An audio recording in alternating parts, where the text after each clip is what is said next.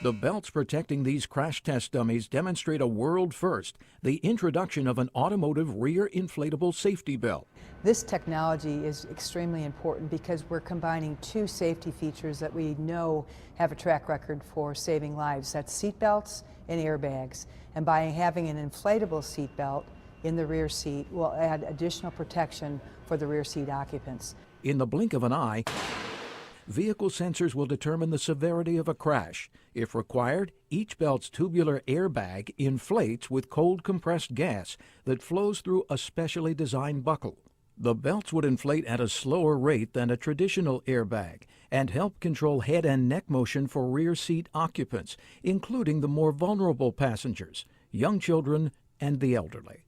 Dr. Laura Winston of Children's Hospital in Philadelphia notes that safety belts play an important role in helping to protect children.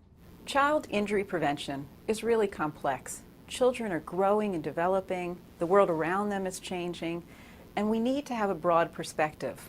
Ford's inflatable belt helps spread crash force protection over 5 times more of the body to enhance head, neck, and chest protection.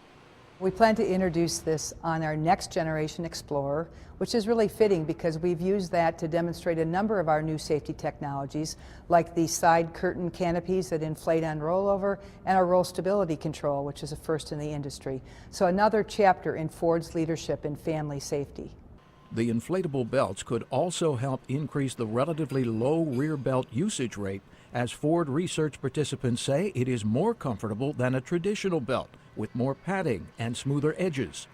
That's really important because we need to encourage people to wear their seat belts, and not many people in the back seat do, only about 60% do, and we really want to get everybody buckled up because that truly does save lives. The inflatable rear safety belt will be introduced first in the next generation Explorer in North America and then in other Ford vehicles globally.